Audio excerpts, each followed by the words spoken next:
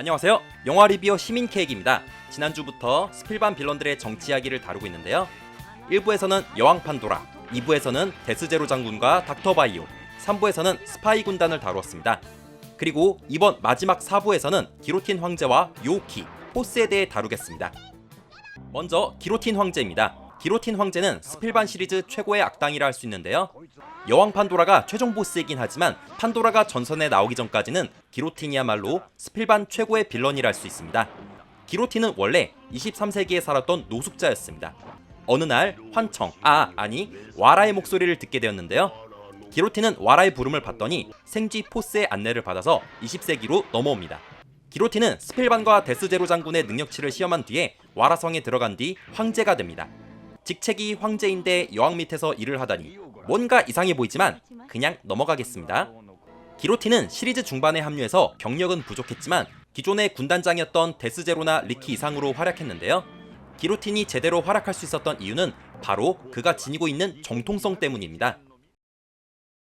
스필반을 보신 분들은 모두 아시겠지만 기로틴은 와라의 후손입니다. 여왕 판도라가 언제 자식을 낳았고 또 그 자식이 언제 후손을 남겼는지는 미지수지만 어쨌든 와라의 후손인 기로틴은 황태자급 인물이었습니다. 과거 왕조 국가에서 선대왕의 혈통을 물려받은 왕이나 황태자의 정통성이 강했듯이 기로틴 역시 와라의 피를 물려받았다는 점에서 정통성이 강하다는 걸 알 수 있습니다. 때문에 기로틴은 여왕 판도라의 절대적인 신임을 받을 수 있었고 작전에 실패해도 질책당하는 경우가 별로 없었습니다. 경력은 부족했지만 정통성이 매우 강한 기로틴은 황제가 되자마자 기존의 2인자였던 데스제로 장군의 기선을 제압했습니다. 이어서 기계군단, 스파이군단 등을 모두 자신의 휘하로 흡수했는데요. 보통 갑툭튀한 재벌 2세나 3세들은 일을 더럽게 못해서 기업을 망치는데 기로틴은 제국을 망치기보다는 오히려 더 훌륭하게 일했습니다. 기로틴은 단순하고 폭력적인 데스제로와 달리 여러 심리적인 작전으로 스필반을 몰아세웠습니다. 먼저 부하들을 자살폭탄으로 이용해 예측을 벗어난 잔혹성을 보여주었고 헬렌과 똑같은 로봇을 만들어서 스필반과 다이애나를 공격하게 해 마음의 상처를 주었습니다. 다이애나만 집중 공격하기 위해 스필반을 떼어놓는 양동작전도 펼쳤고요. 미래의 아기들을 게으름뱅이로 만들거나 어린이들의 꿈을 빼앗는 등 인류 전체를 망치기 위한 장기적인 작전도 선보였습니다. 그 외에도 전투기계인을 뉴 전투기계인으로 업그레이드하거나 발상을 전환시켜서 작전을 해결하는 등 지략적인 작전도 선보였습니다. 덕분에 기로틴은 작전에 실패하더라도 스필반에게 정신적인 데미지를 남겼고 판도라에게 인정받는 건 물론 자신과 상성이 맞는 리키를 충신으로 둘 수 있었습니다. 기로틴은 탄탄한 정통성에 걸맞는 업무 능력까지 갖추었는데요. 기로틴이 갑자기 튀어나온 재벌 2세인데도 일을 잘할 수 있었던 이유는 와라 제국이 기존에 가지고 있던 시스템을 존중했기 때문입니다.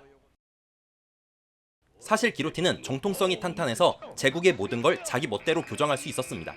그런데 기로틴은 제국을 자기 마음대로 주무르기보다는 기존의 시스템을 많이 바꾸지 않는 선에서 개혁을 진행했는데요. 우선 기계군단이 자신의 휘하에 들어갔는데도 데스제로 장군의 통제권은 남겨뒀고 전투기계인도 뉴 전투기계인으로 업그레이드하는 정도까지만 바꿨습니다. 그 외에는 기존의 간부들이 하던 일이나 시스템은 그냥 유지했는데요. 보통 회사의 사장이나 국가의 정권이 바뀌면 정책이 많이 변해서 실무자들이 고생하는 경우가 많습니다. 그런데 기로틴은 기존의 질서를 인정하되 약간만 수정한 덕분에 부하들의 불만을 야기시키지 않았습니다. 기로틴의 이런 행동이 정치적으로 옳았다는 점은 요키가 상반된 행동으로 다른 간부들의 민심을 잃었던 것만 봐도 알 수 있습니다.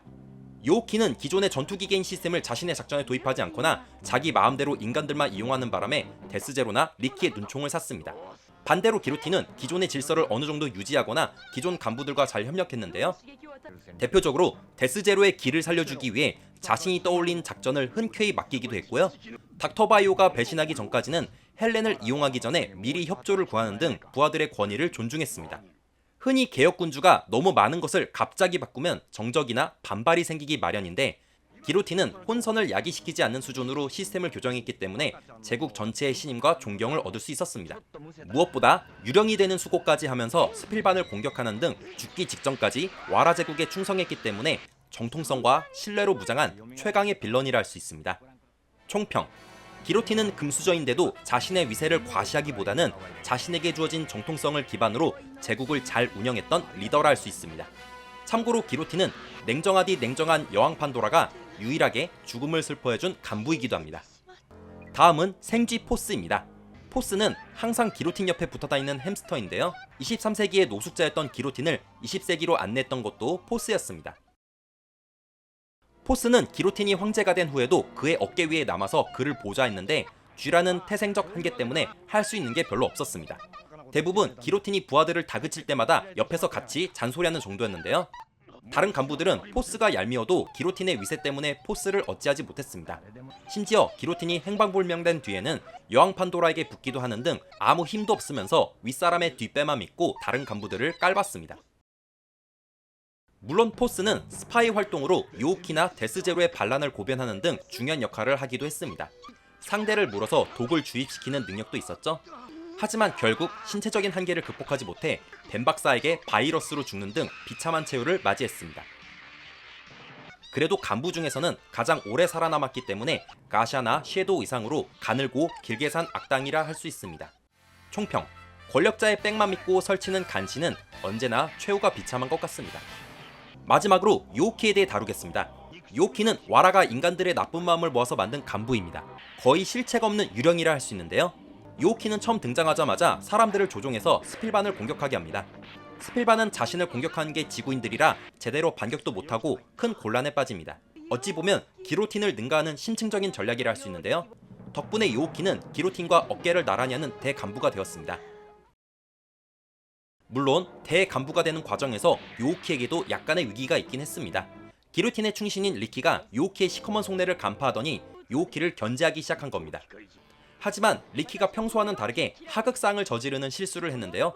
리키는 결국 판도라에게 숙청당했고 요우키는 뜻하지 않게 정적이 사라지는 행운을 얻었습니다. 또한 리키의 죽음으로 인해 자신에게 거역하면 처형당할 수 있다는 공포 분위기가 조성되었고 이로 인해 요우키의 권위는 더욱 강해졌습니다. 하지만 이렇게 빨리 강해진 권위는 오히려 요우키가 몰락하는 단초를 제공했습니다. 인간을 이용하는 요우키의 전략은 나름 진보적이기는 했지만 다른 동료들의 공감을 이끌지 못했습니다. 특히 요우키는 기존의 전투기계인 시스템을 받아들이지 않았는데요. 심지어 기로틴이 전투기계인을 권유하는데도 그의 성의를 깡그리 무시했습니다. 손익 분기를 따지면 요우키의 전략이 더 좋아 보일 수는 있지만 정치적으로는 올바르지 않은 처사였습니다. 기로틴의 경우 충신인 리키가 죽는 바람에 요우키에게 어느 정도 반감이 있었지만 조직의 평화를 위해 겉으로라도 요우키에게 협조했습니다. 정적이 저자세로 나오면 자신도 모른 척 져주면서 협력하는 게 좋은데 요우키는 그런 건 일절 없었고 오히려 기로틴이 작전에 실패했을 때 대놓고 조롱까지 했습니다. 결국 이런 독단적인 자세 때문에 정적인 기로틴은 물론 데스제로의 민심도 얻지 못했습니다. 만약 요우키가 반대로 리키가 처형당하려 할 때 리키를 두둔해서 살려주거나 데스제로의 기계군단과 협조했다면 반란을 일으켰을 때 두 사람을 자기 편으로 끌어들일 수 있었을 겁니다. 하지만 요우키는 자기 혼자 모든 걸 할 수 있다고 착각했습니다. 요우키가 몰락한 또 다른 원인은 그의 근거 없는 오만 때문입니다. 요우키는 빠른 시간 안에 대간부로 승격한 데다 정적인 리키도 사라지고 기로틴의 권위도 꺾이자 호랑이 등에 날개를 얹은 것 마냥 제멋대로 굴었습니다. 자신이 최고라고 착각한 요우키는 결국 와라 제국 전체를 정복하려 합니다. 그런데 역성혁명을 위해서는 세력이 필요합니다. 태조 이성계 주변에 정도전과 조준 등이 있었던 것처럼 말이죠. 하지만 요우키는 대간부라고는 해도 등장한 지 겨우 4회밖에 안 된 시점이라 제국 내에서 입지도 부족하고 세력도 없었습니다. 머릿수가 모자르면 채우려는 노력이라도 해야 되는데 요우키는 데스제로도 자기 편으로 만들지 못했으면서 겨우 자기가 조종하려는 인간들만 믿고 와라 제국을 정복하려 했던 겁니다. 아무리 요우키에게 세뇌당했다곤 하지만 동네 아저씨 아줌마들이 와라 제국을 지배하겠다며 환호할 때는 웃음이 터지기도 했습니다. 아무튼 결국 요우키는 반란을 일으켰지만 이미 간파하고 있던 기로틴과 여왕 판도라에 의해 실패하고 말았습니다.